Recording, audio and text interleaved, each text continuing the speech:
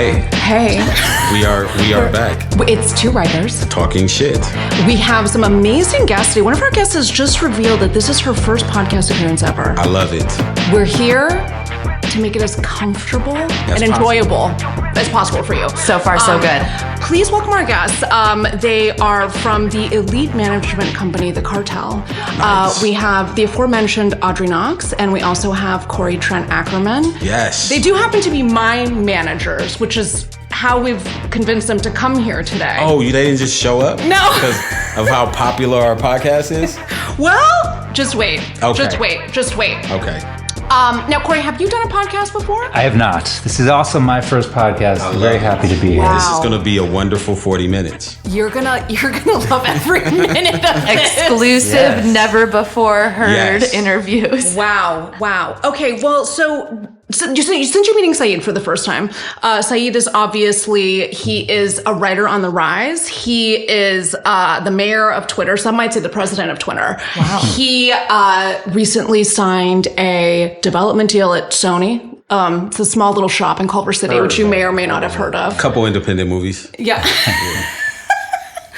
And we're having podcasts, and now you're on it. Awesome. Love it. Okay, now, Corey, let's just talk about the fact that you go by three names. Please. I feel like it is an interesting choice. In my experience, the only people who go by three names are either New York playwrights or 90s R&B singers.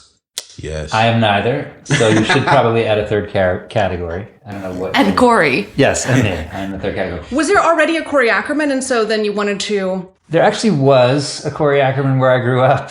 Nice. That was around my age, but that is not why I took the Trent. The Trent it's just my mother, when she chose my name, had this premonition that I would one day be famous, and that I would drop the Ackerman and my name would become Corey Trent.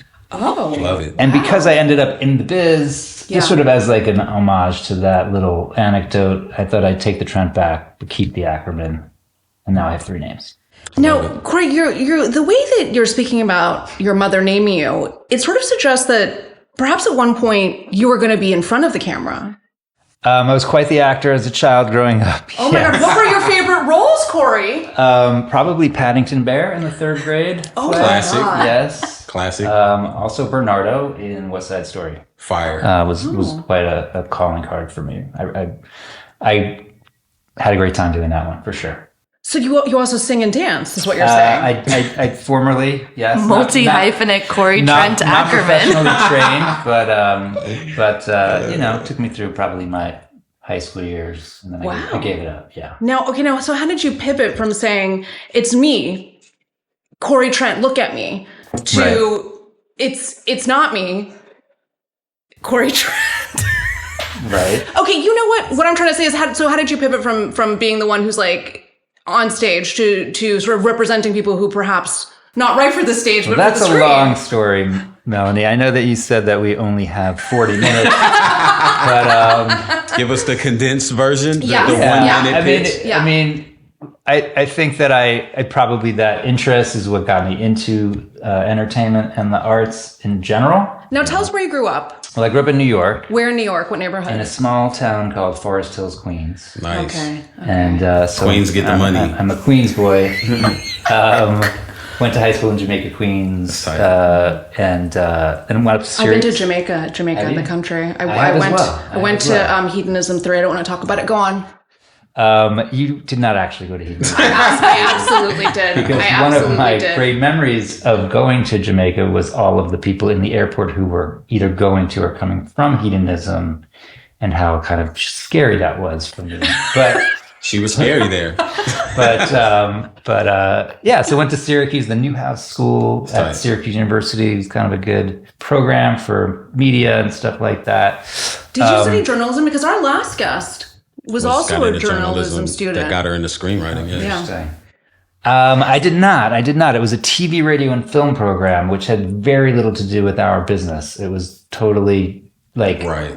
learning about ratings and like radio spots. It That's had crazy. very little to do with how the business actually works. I think they've kind of updated their curriculum since then, I hope. But I knew that I wanted to get in entertainment in some way, shape, or form. I did an internship at a record label at EMI Records in New York. That's fire. Which was a lot of fun. Got a lot of free CDs. Those were like these old school recording devices. I worked at a record store for 20 years, so we're in the same. Oh, you did? Yeah. 2-0? 20 years. I did my time at Record Town in the Fayetteville Mall in Syracuse. Nice. But so I love it.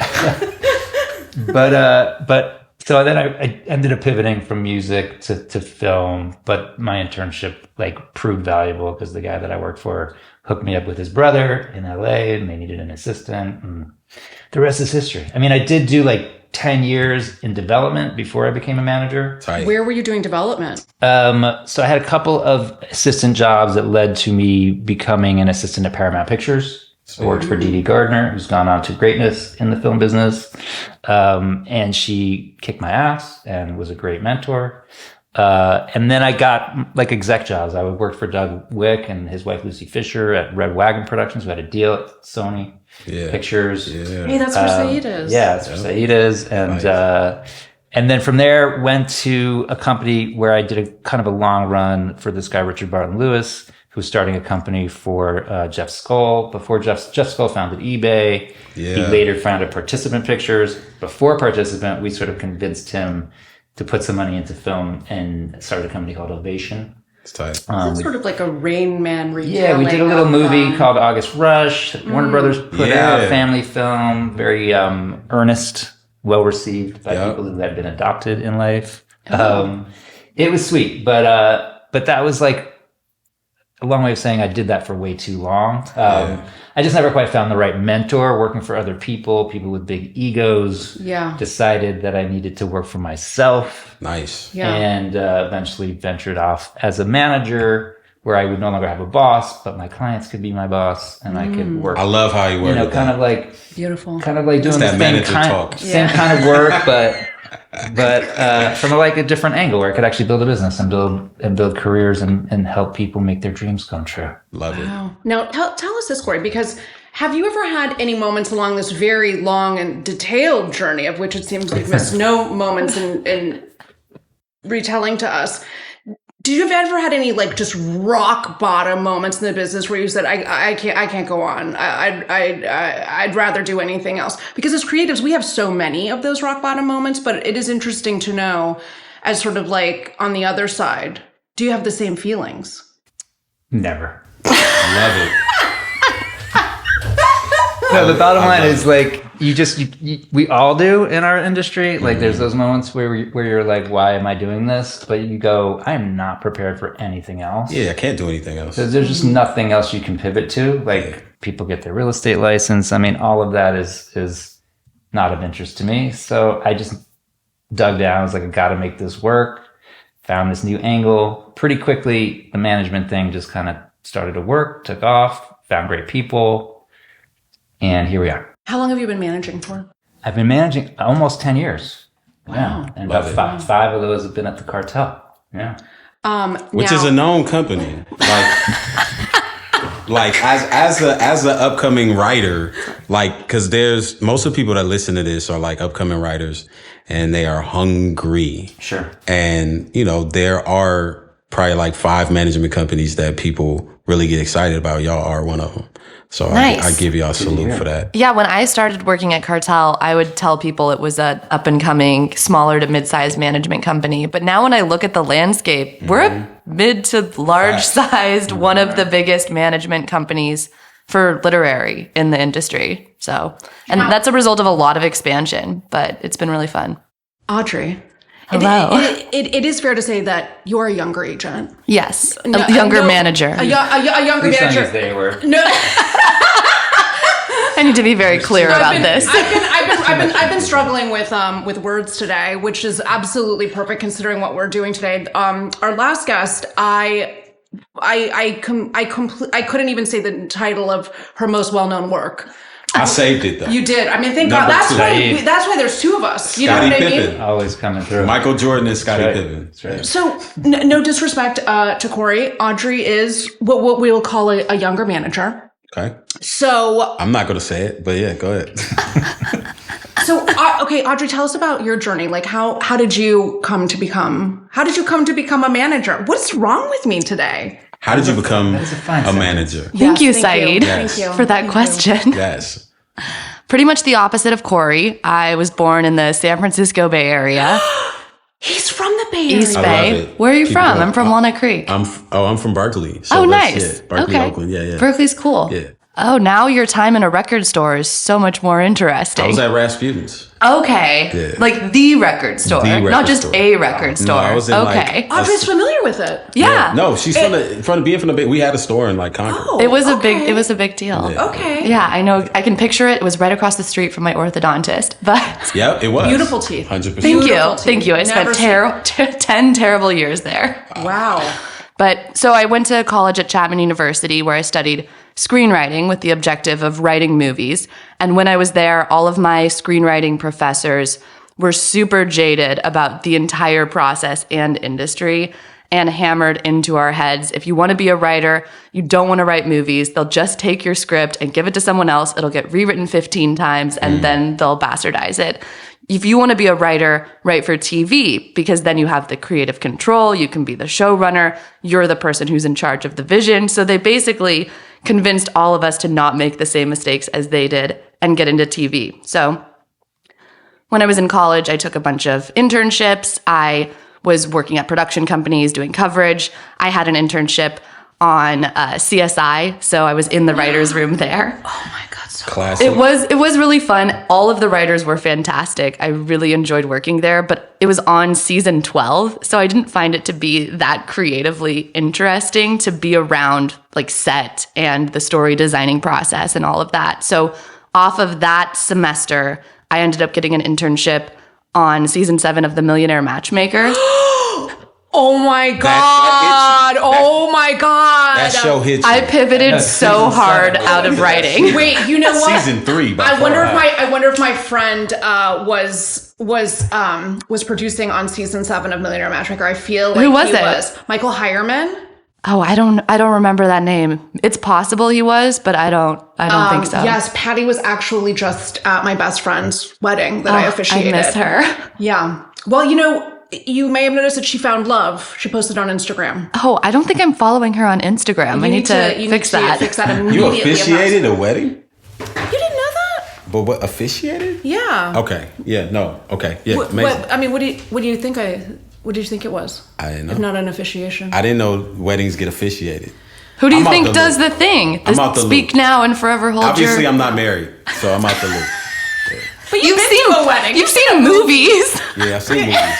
Is that the guy that's standing in the middle that gives the That's vows? the guy. Yeah. Okay, In the this guy in the middle. In this case, the woman. Who's me? I'm the guy in the You're middle. the woman in the middle. I'm the Okay, guy correct. in the middle. All right, I got it. But you know what's crazy is that it was like, so they wanted to do a Hindu ceremony, but it's like, because we're in Los Angeles, the Hindu priest was a white guy with like blue eyes who looked like he Nice. came straight off of like the golf course. McDreamy. No offense. But you know, and he was such a character, and Nice. his like, he did not like that I was coming in at the end to do like the actual officiation. He felt like I was stealing his thunder. And he was just like, he goes, well, you know, the polite thing to do when there's 2 officiants is that you bring me back on stage and we pronounce them husband and wife together. And I was like, well, I literally had a set of instructions and it was like, this is what you're supposed to do. I said, I'm following the direction of the couple who's getting married today, and this is what their instructions say. And he was like, he was not nice. It sounds like you made a real enemy in the Hindu community. I really did. Another day, another enemy. That's what I always say. It's a new pilot. Another day, another enemy. It's actually one we're working on together. I actually love that. We'll talk later. Sony's actually like gone absolutely like head over heels for it. Yeah, already. Based on the title alone. Right. The title alone? I'm going sell to it. stop talking. Please continue. Why don't you ask Audrey about her path? Okay, so all right, you did that, and then what was next? Oh, Millionaire Matchmaker. You Yes. worked on Millionaire Matchmaker. So I graduated. Wait, what's the most degrading thing you saw happen to a woman on that show? I actually loved this story. The showrunner of Millionaire Matchmaker was in charge of going through and checking all of the contestants' dresses to make sure that they weren't too slutty. So she went down the line. You're okay. You're okay. You need to change your dress. You're okay if you just pull it up a little bit. That one's fine. You're fine. You need to change. And she turns around to go back upstairs and goes, I have a master's degree, and just walks away from me. Oh my God. So everyone was suffering on the show. All of us, truly. Oh my God. When I first moved to LA, I was so obsessed with The Millionaire Matchmaker. I wanted to be a professional matchmaker. Why did I move to Los Angeles? Why? Don't ask. You would have been great. I was desperate to like also be a matchmaker. I don't know why. I'm not even a little bit Jewish. I know it's shocking. So literally on like Craigslist or something, the Millionaire Matchmaker was like, come and like, work for us. You know what I mean? And it was when it was like the two Satanists were working on the show. Yes, that was before my time, but I remember the earlier seasons. Yes. Yeah. It was like she had her assistants. Yes, exactly. And so it's like, I went and I met with them at like a Coffee Bean in Burbank. And they were like, this is what we want you to do. We want you to find men to be on the show. And I said, let me get this straight. I am fresh off the bus from New York City. I am literally nobody. I couldn't be less important. I'm living in a sublet in West Hollywood on Fountain Avenue. I don't live there anymore. Don't get excited.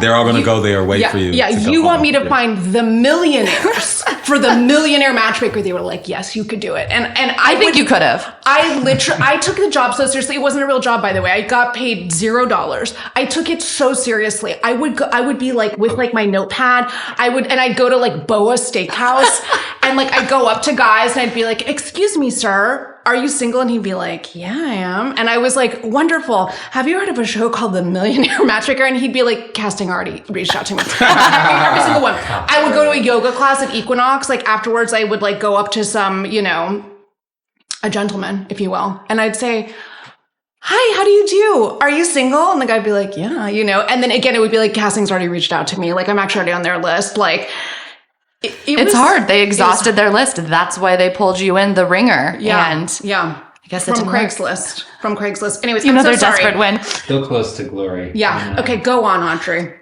You're working on The Millionaire Matchmaker. So I'm working on The Millionaire Matchmaker. My job as the intern was to figure out what alcohol the millionaires liked and then get it for them and make sure that they were drinking so that they would act ridiculous on TV. So was there like a certain amount you were supposed to encourage them to drink? As much as possible.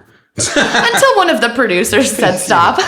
No, it wasn't that specific, but it was to be able to bring them anything that they needed so that it was as seamless of a process. And so I did that for a semester. I loved it. Everything was so much more exciting than scripted TV. There's 4 different cameras going at the same time. You don't know what people are going to do. There's constant figurative fires to be putting out, or people will come on the show and have restrictions or personalities that you have to then work around. And you're planning all of these episodes to be shot in a week. So I just found it to be so much more exciting. And so I graduated a semester early because the screenwriting major degree at Chapman was pretty light in terms of the actual classes that you needed to take. So it was really easy to. It sounded like they were generally done. like, just don't do this. Go find something else. They were like, write your script and make sure you stick to TV. Yeah. And so I graduated a semester early and went to work for a reality production company and found that to be not as fun because I was in the office doing casting. I can tell you some of the shows that they did. Perfect, Audrey. Wonderful. So I worked for the production company that did Are You the One for season 3 for MTV and Dating Naked for season 2. Dating Naked? They also did a show called Labor Games, which they sold. It was pitched as Cash Cab in the Delivery Room. No. So the premise of the show, the premise of the show was the woman would be going into labor in the hospital, and then the host would burst into the room and ask her trivia questions so she could win prize. It's available on Hulu. You can look it up. It went to the screen. They shot it. Yeah. It went on the television. They aired all the episodes in one day on I forget, like Discovery ID or Oxygen or something. Who would sign the woman in labor up for the show? Was it like her OBGYN? Or? It's kind of like actual Cash Cab in which they knew what they were getting into, but the show shot it as if it were a surprise. But what we did was cast women who were all going to be giving birth in the same time span at the same hospital. But then you just had to have your skeleton crew wait until the time was right, and they had to, whatever time of day or night it was, get down as quickly as possible because you do want to do it in the early stages to the set and shoot everything. So crazy. that was my first job, first real job in the industry. Still here. And I'm still here. Yeah. My first ever paycheck was to Audrey Knox from Dating Naked. And I took a picture of it. Had to. And I sent it to my family. And my mom immediately calls me. And she's like, what are you doing? Where are you? Are you naked? And I was not around naked people. I was just in the production office. It wasn't that big of a deal. You weren't casting for that show? No. I was the receptionist. So I was getting the calls from people and then forwarding them along to the actual casting producers. Okay, got it. So I did that for a year and then realized I needed to get back into the original reason I had gone to college in the first place, was scripted TV, working with writers, getting into actual more stories and narratives. Plus, at my job, everyone who worked there, they just talked about scripted TV when we came into the office all day. Right. We were working in unscripted, but everyone loved scripted. I could tell it's where they all wanted to be and where I wanted to be. And in reality, you get promoted so quickly and you start making so much money so quickly that you have to really move out of it fast or you'll get trapped. Yeah. And a lot of people do love it, but a lot of people I think are trapped and convince themselves to love it. So I moved to Cartel, started working as the receptionist there, and a few months in was promoted to CEO's assistant. And You're going to say promoted to CEO. Promoted to CEO. I was like, shit. I was really good. But I fully believed it. I fully believed it. I was going to be like, that's fast. And I've been CEO ever since. And then I hired Corey. Yeah. Oh my God. Well done. Good job, Audrey. So I was promoted from CEO's assistant to coordinator in a few years, and then from coordinator to junior manager. And so from junior manager during the pandemic, actually, while working from home, finally officially promoted to manager. So that's where I am. Congratulations. Now, Hell yeah. it's been really fun. And it was something that was difficult to explain to my family and people outside and sort of below my level in the industry is you don't really get promoted. You do the job that you want first, and then the promotion is them telling you you don't have to do the other job that you had before. So a lot of it was I was bringing in my own clients while working as a coordinator while still on our CEO's desk. And then I got to be actually viewed as and called a manager, but I still was doing scheduling for one of the partners. And then the real promotion was being able to only work for myself and work for my clients and not have to juggle multiple roles. So that was quite a relief. And here I am now. That's wisdom. That's wisdom. That is very much wisdom. Yeah. One question writers always have is like, when should I seek representation? When is the right time? Somebody will write one script and then they'll say, I'm ready for a manager. I get those emails all the time. So in your opinion, like when is the right time for a writer to seek out a manager? Well, hopefully they've written multiple scripts. I mean, it's very rare someone just writes one script and they're good to go. I did actually do that. Did you? But, You are amazing. You are exceptional. You're Michael Jordan. And that's the reason. Nobody else out there, don't do that. But I won't sign people up with one script. I've done it once, and it ended up being a good decision. Yeah. But mostly I will request at least 2 scripts. And I think you have to write a number of scripts and then throw them away, and then you get to the one that's actually shareable. And you also need to write multiple scripts to know what kind of writing you want to do and what your kind of lane is. Because it's important in the very beginning that you kind of pick a genre, either drama or comedy, at least either drama or comedy. Then within each of those, there's different sort of subsets. But I like to know that a potential client has 2 or 3 scripts that sort of tell a story about who they are as a writer and are consistent. Yep. So at that point, if they feel like there's 2 or 3 strong things, then they should start to reach out to folks and figure out how to find their reps, which is obviously challenging. But there's a lot of access these days with different contests and companies offering classes and access to executives and managers that are online that weren't around when I started out. And I feel like they're a good way to get started. Smart. Okay, we're gonna bang through the questions. So you ready? All right. How many clients do you have? I would say 25. Audrey? That was my answer. 25, 25. Perfect number. Yeah. Wow. It's a good number. There's some overlap. How many? but How many clients do you share? Oh shit. Like 3? 3, I think. Yeah, I think 3. That sounds right. Okay. But you're the only one that matters, Mel. Yeah, Mel, you're the number one. Yeah, go Do you produce on your clients' projects? I can answer this. Yeah. Occasionally, very rarely. Interesting. Yeah, the different managers have different kind of approaches to this. I mean, when I did start managing, the idea was to build my business to the point where I could be producing. I've produced a few things, but I tend to prefer managing because I can pair my clients and their projects with great producers and then not have to do what a producer does. But there are some instances where I'm involved from a very early stage, whether it's identifying IP, getting the rights, having the idea, just digging in from the very beginning, where the client wants me to stay involved as a producer. So it's like 10% of my stuff, I would say, maybe not even. Cartel does produce on some writers' projects, but usually, like Corey said, it's because we have our own VP of television who's brought in IP that we've gotten the rights to, that's books, articles, anything like that, video games, and we'll find the writer, director, maybe it's a Cartel client, maybe not.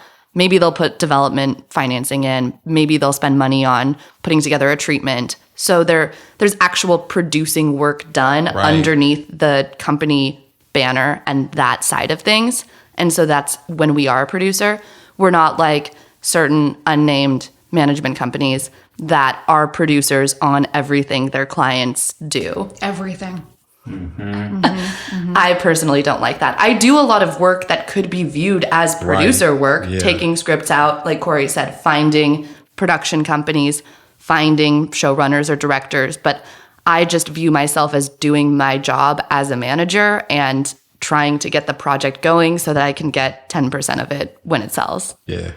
That's why she's the CEO. And yes, correct. What can you really it's a thing that writers always wonder is like, can y'all get a ton of scripts. So how many scripts are y'all usually reading? Like it's a pile. And can you really, well, that too, but like, can you really, is it really that obvious when one is like standing out? Like that's something we always wonder. Like, is it piles and piles, or what is it that you see in a writer that makes you be like, I want to sign this writer? Like, Excellent question. You want to? No, please. It sounded like you were stalling. I was.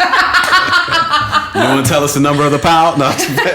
We read so much, and it depends on the time of year, and it depends on how much new material our clients are giving to us. I probably read at least a dozen scripts a week, depending on if it's a feature, a half hour, or an hour long, just to keep up with what my clients are doing, incoming submissions, maybe even pilots that are out there. Would a client be good to staff on this show? That kind of thing. Yeah. Maybe it's for friends that I'm doing a favor for. I read so much. Yeah. And when I get a script from a potential client, I know that I want to sign them, and it's blowing me away when I actually want to keep reading. Yeah. A lot of scripts, I'm like, all right, we'll get through this. It's this time of day where I'm supposed to be reading the script. Yeah. We'll get through this somehow. I'm on page 70. We're only 20 left to go. We're okay. But if I'm reading a script and I have a meeting I have to go do, or I have to take my dog on a walk, or I need lunch, and then I'm excited to get back to the script, and I'm like, oh, I wonder what's going to happen. Or I don't need to keep reading this, but I want to. Right. One of the tests I used to do when we were back in the office before COVID sent everyone home forever was if I was at the office at 7 p.m. on a Friday, did I want to stay 30 more minutes to finish the script that I was reading? And if I did, that was a strong indication that it was actually good. Right. I think for me, a lot of times it's about does the script stand out and stand aside from the clients I'm already representing. In other words, I don't like clients that kind of cannibalize each other, compete with each other. Makes sense. I like finding clients that kind of fill a need, someone that I haven't got on my list already. It's tight. But I'm not quite reading a dozen a week. I feel like I'm reading like 8 to 10 a week, something like that. Still a lot. But, I know. I'm not reading 12, only 10. Yeah. I mean, that's still You do a lot. though. You have to read It's a lot. every night, all the time, Yeah. every weekend. And it is also, like Audrey said, because our clients are constantly giving us new stuff to read. You're reading theirs as well as Or multiple drafts of something that we've been working on with them. There's nothing worse. So now, how do you find new clients, or how do new clients come to you? I don't know if it's the same for you, Audrey, but like, because I was in the business for 10 years before I started managing, like I have a lot of friends who just send me stuff. I mean, you do get a lot of referrals from other, people you've met in the business.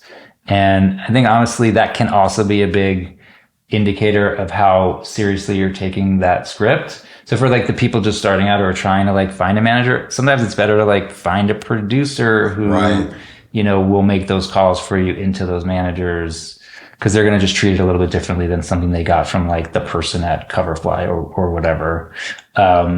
Although I just signed someone from Coverfly. Go Coverfly. So you do read Coverfly? No. They reach out, though. Yeah, they reach out. They always all of those okay. places have like the one person that's like industry outreach, and when they feel like somebody's like really good and ready to pop, they'll like send them out to a bunch of people. Yeah.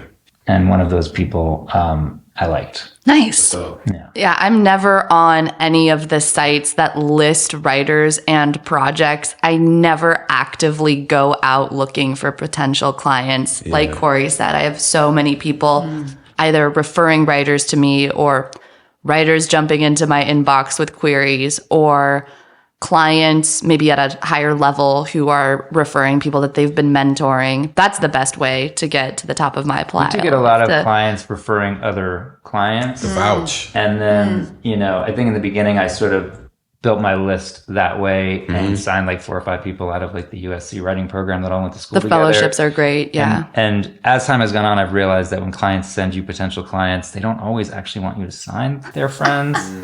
They really prefer for you to politely pass on their friends. That's just a theory. How can you tell the difference though between one or the other? I don't know. It's just a feeling. A gut feeling. It has to be their level for me. Like They're trying to do their friend a solid, but like they so sometimes with those cases, I like to refer those people to the other. Like I might share them with Audrey or somebody else at the Cartel. Hey, you shared me with Audrey when we first met. Well, that's a different thing. Is we team on different people.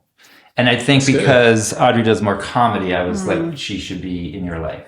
That's and tight. She thought you were great, so it all worked out. Yeah, so it's fine. Why are you making that face? Complaining. With the CEO on your team. I know. Nobody better. Okay, so what makes you want to sign a writer? Since you are just being constantly inundated with scripts and requests and referrals from people who don't even want you to sign the referral. So it is that intangible. I mean, it used to be when I started out all about the words on the page. That has evolved to include, that's about like 50% of what it needs to be. Like I will definitely the writing. I'm pretty particular about just finding a unique voice, finding a sample that I think is going to stand out and not like a good comedy script is very useless. Like it needs to be like really unique and different and in your face, I think. Loud, they call it. Yeah, loud. like just has to stand out.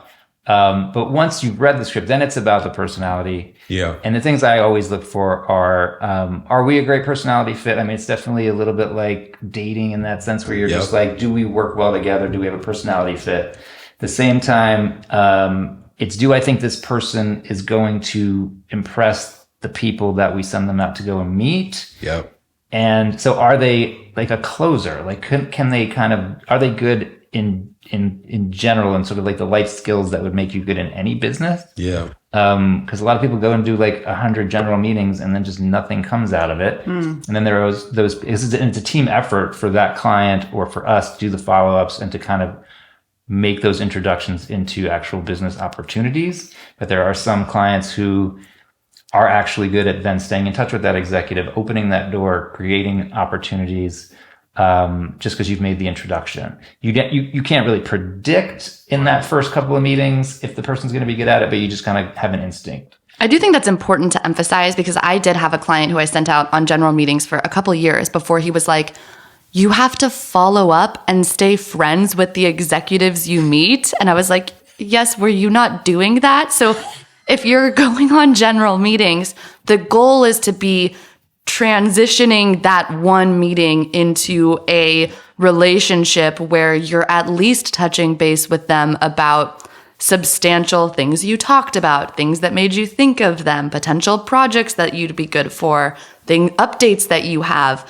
Do you see them in the trades and reach out to congratulate? Yeah. Any excuse to stay on an executive's radar and actually befriend them should be the result of a general meeting. If you hit it off, not for every general, but at least for a lot of them.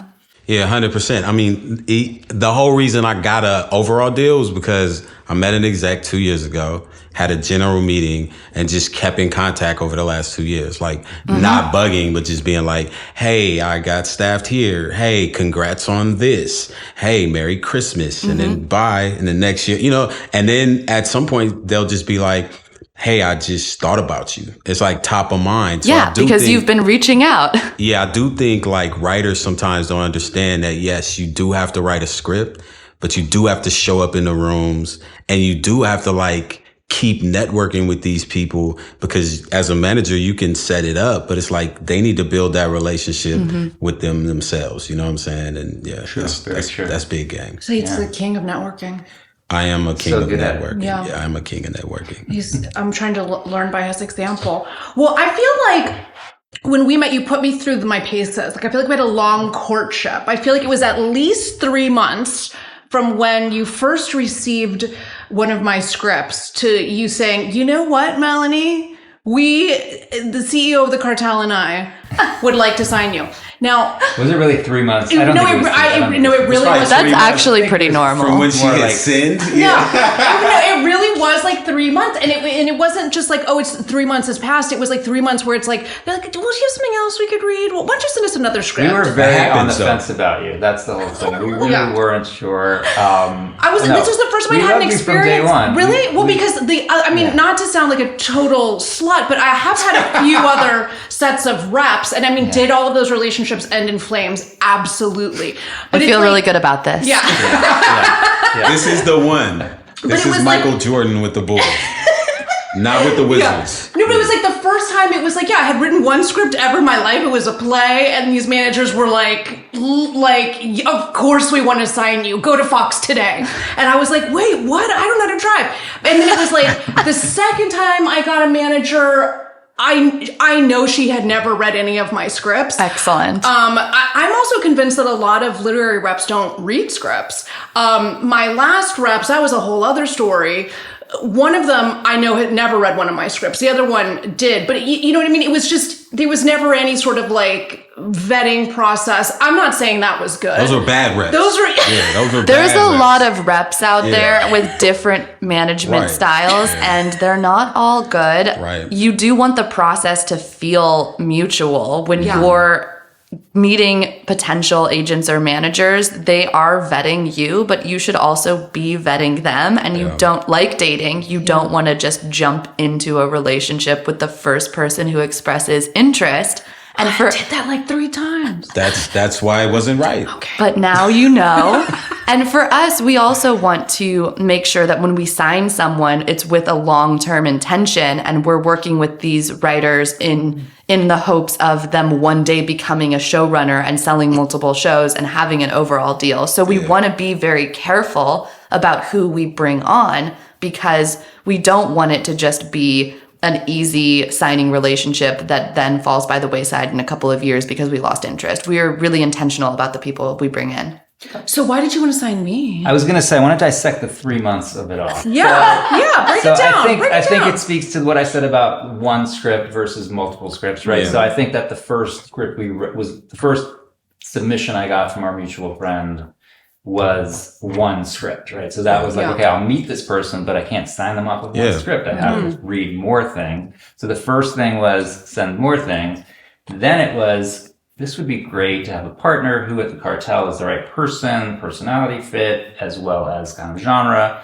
Introduce you to Audrey. Then I had to read the script, and then I had to meet you. Yes. So that would have been the third meeting was with Audrey. Okay. Right? Yeah. I think then we signed you right after that. And So then that's we had to 3 months. have a call that was, we want to sign you. Do you want to come with us. Yeah. But we also don't want to do it too quickly because, like dating, you got to play it a little cool. We can't just immediately be like, yes, we're in. We got to wait a couple days, make them sweat it out, and then go in with the offer. Well, I felt like I really had to work for it. You know what I mean? I really felt like I had That's to what we work were going for it. for. Yeah, we really wanted to put you through the paces. It makes you value it more. It's true. It's true. It's like. I mean, you're a man. I am a man. Yeah. I've been told if you're a man, you're out there, you might be single as one is, and that if like you're a heterosexual, you like ladies. Here we go. That it's like. The way that you feel about a lady who maybe just gives it all up straight away, as opposed to someone who sort of makes you work for it. Yes. That there's a different appreciation. Definitely. For what you're receiving. And I won't say what. If you eat pizza every day, you're going to get tired of pizza. Yeah. I agree. And I also feel like one thing writers sometimes writers will be like, I emailed the manager the script and it's 5 days they haven't responded. I'm like, dude, like relax, bro. Like, so let me ask you two, like once somebody sends you a script, like how long should a writer wait before it's like a soft pass or, you know what I mean? It's a really good question. And I think you got to also remember that we're sometimes the ones sending out scripts and waiting for responses. So it sort of goes both ways. We feel your pain. We do. Okay. Writers, you hear that? But I will say that I almost always will accept something, like say, I'm happy to read your script. Please be patient with me. I'm a little behind on my reading. Yeah. Always. So I try to preface it like, hey, I'm going to need at least a couple weeks. I usually try to get back to people within 2 or 3 weeks. It's never going to be 5 days. So if you get an email that's like, hey, do you read my script yet? Red flag. Yeah. Like, do not hit. Do people send scripts send emails like that? Yes. Oh, yes. Sure. Yes. Yes. I hear it. No. Sure do. I feel like 2 to 3 weeks is fast, actually. And I I'm would a little never more- read something in 2 to 3 Yeah, weeks. I'm a little more laid back. I kind of coined this schedule for it when I send out scripts, which is I give people 3 weeks. I hit them up at week 3. I give them a total of 9 weeks, which is 3 tries. Makes sense. Every 3 weeks. At the end of the 3rd, I'm like, all right. I think it also depends on the length of the script that you're sending. If you send me a half-hour comedy pilot, I'm more likely to get to it within the month than if you send me your 120-page drama feature, in which case it might take me a couple months to get to. Yeah. Do you receive unsolicited scripts? We get a lot of queries in our email. I will say yes to reading something, I believe, like twice a year. And it comes down to the log line. Comes down to that, like, whatever that short and sweet little email that, like, actually feels like a good concept. Maybe there's something in a little writer's bio that feels like, okay, their background is interesting. No typos, please, in the email. Man. And also, we shouldn't have to scroll through the email. I automatically archive queries that are longer than the window box of the Outlook. Some people think it's a good idea to be like, these are the 10 scripts I've written. No. Here's 10 log lines. And No. you're like, just no. We did talk a little bit about how many scripts minimum it's good for you to have when you're looking for management. And Corey mentioned 2 to 3, which I agree with. I think no more than 5. If a writer comes to me and says, oh, I have 20 scripts that I've written. Oh, it's happened. There's no way all 20 of them are good. Pick your favorite 3. We'll just go with that. Yeah. I see that on Twitter all the time where like writers are like, they're writing like 1 script a week. And I'm like, bro, you're not spending enough time. Like the script that like got me traction, I spent like 3 years working on that. Like, you know what I'm saying? Like getting it right, doing notes. And then that's the one that ends up getting you staffed and getting you like it. If you make one really, really good piece of writing, you can use that for a while. Yes. Yeah, that's true. And the same thing goes for notes with me. It's a real red flag if I take the time to give notes back to a writer and they email me 3 days later and they're like, I've thought about all of your notes. I've incorporated them into my script. No. In Oh, 3 it days. happens. No. Yes. No. No, you It happens didn't. I even know you Even didn't. with clients sometimes. Yeah. And it's a bit of a red flag. We're so close to the end. Almost, but I do have one more question. Yes. Get in here. We've so many questions left. I do have a couple other questions. One, what makes a good client writer and how much should they be producing if they're a feature writer and a TV writer. Yes, and can I just tack on to that question? And can I just say, once you sign a writer, what can they do for you to like best be able to do your job? Make your job easier. Yeah. Interesting. Look, there's a lot of questions there. I would say, wait, what was the question? Sorry. Once we sign someone, we want them to be looking at the partnership as a team. At least I do. I'm going to put a lot of work into getting scripts out, trying to put the writer up for staffing opportunities or take their projects out for development. We want them acing those meetings, like we talked about earlier, but also setting up their own opportunities, networking on their own when they get a chance, teeing up their own potential jobs, and keeping us in the loop about all of this, of course, so that we can be supporting them, helping them. If they know a showrunner that they reach out to about a job, we can contact the studio and the producers. We really want this to be something that we're doing together. I also really love a great attitude. If I'm working with a writer and they're gracious and excited and fun to talk to every time they call me, I'm excited to pick up the phone and happy to interact with them. That's going to go a long way in my enthusiasm for doing work for them. Do you think I'm fun to talk to? No, that's why I'm here doing a podcast with you on a Friday evening. How many productivity wise? Yeah, you were mentioning between features and TV. I mean, I think two new pieces of material a year is like the right pace in my mind. I think that's for TV or features. I don't know that it's necessarily different. Right. If someone's really just doing features and they're just doing one new feature a year, I can work with that. But anything more than that, if it's like a new script every month or two or every 3 months, it's really too much. It's kind of off of what Audrey said about like when you sign someone and they have like 5 or sometimes 25 scripts. That's like a red flag because you just don't have the bandwidth. Yeah. And there's only so many people we can send scripts to. When I send a script to an executive, I can't then a month later follow up and say, hey, I know you haven't read this one, but can you read this one? Yeah. And if we're taking out a client script, we're sending it to a number of producers and or executives.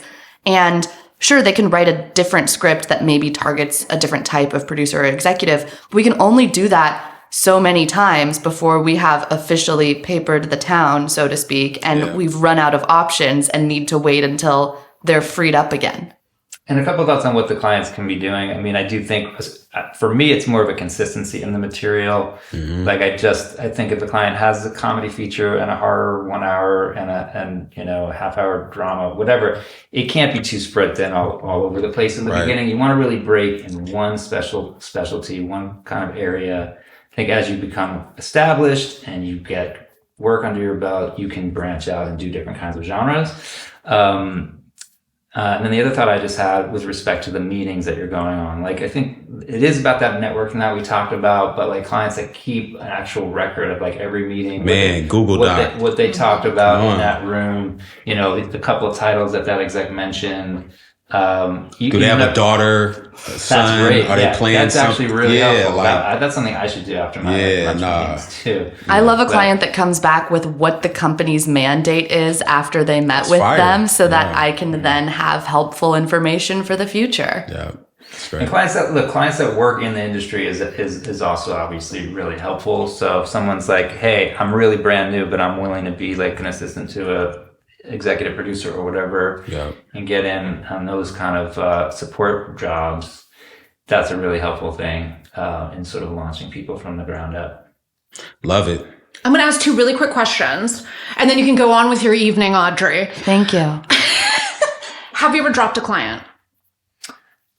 I've dropped a client. I've been dropped by clients. It's a part of the process. It happens. Usually it's because it's usually both. You usually can tell when it's going to happen, like any breakup, and it's usually for the best. What do you think is the best way to end the relationship on the client side and then also on the both sides? Rep side? I think a quick phone call, just don't. I have been emailed before. I'm not going to lie. That doesn't feel great, but if you really want to, I guess you can. Yeah. A quick phone call. Hey, I don't think this is working. I'm going to find new management. That's all. You don't need to set a time for the phone call or meet in person or give any reasons, really, unless you want to. But I think it's nice to have the personal conversation. It's interesting because I've dropped a couple people too, but there are those clients that have never made money that I'll keep forever. And so I think it's about how kind of demanding and needy and taxing a client is who has never made you any money. Right. Like at the end of the day, at a certain point, you just run out of steam if it's just not paying out. And sometimes I think it's just about the combination of the rep and the writer. It's just got a vibe, and sometimes you know if it's going to work, and sometimes it just doesn't work. It's just not a good combo. Used to be, I would think that those conversations should happen in person, right. Like have a drink or a lunch with the person. Oh God! In these days, these things have changed recently in the in-person meetings. So I guess it is a phone call. I think a phone call is easiest. It's easiest to psych yourself up for a phone call too. Then you don't have as much buildup. You just do it. Ideally on a Friday afternoon. So they have the weekend. I love it. Okay. So much game. I think definitely writers, this is going to be one of our most popular episodes because writers that's the number one question is like, how do I get a rep? And I feel it because when I came out of school, it was like, I need to get a rep ASAP. And it is needed. You know what I'm saying? I will say that I get that question all the time too, of course. Yeah. I'm used to answering it. And I think it's important to emphasize that having a rep is a tool or a person on your team who's going to help you expand and take your career to the next level. Facts. But having a rep doesn't mean that you've made it. It doesn't signify anything about you or your talent or your chances of success. And it doesn't mean that now your dreams are imminently going to come true. We don't have that kind of power. We are trying to find the people that we think it's going to happen for that we can help. We're not actually gatekeepers that can then elevate you. So once you get a rep, the work really starts. It's not the end game, nor should it be. You should be doing other work outside of trying to find an agent or manager. Amazing. I mean, I can't think of a better Tabernacle. note to close on. Just countless gems of wisdom from the CEO and also the manager at the Cartel. Audrey, Corey, thank you so much for doing two writers talking shit. I have a feeling you're going to be repeat guests. I have a feeling that people are going to want to hear more. Round two. Round two. I'm going to get more Twitter questions. More Twitter questions. Happy to come back. Ever since I've left Twitter, my life has gotten better. But also, I miss the questions. We'll be your Twitter feed. Please be my bring Twitter to conduit. you. We'll bring Twitter to you, Audrey. Perfect. Thank you. Okay, thanks, Good guys. stuff, you guys. Bye. Bye. Two Writers Talking Shit is an original podcast created by Melanie Mars and Saeed Crumpler. Our producer is Kayla Guess. Our audio engineer is T. Kelly. Listen to us on Apple Podcasts, Spotify, Google Podcasts, or wherever you damn well please. All we ask is that you subscribe, rate us 5 stars, and give us a glowing review. If you're not going to give us 5 stars or any glowing reviews, then why even log on? Save your rants for an open mic. If you have any questions for us, and I do mean any, you can email us at twowriterstalkingshit@gmail.com. That's the number 2, and then writerstalkingshit@gmail.com. See you next episode. Bye.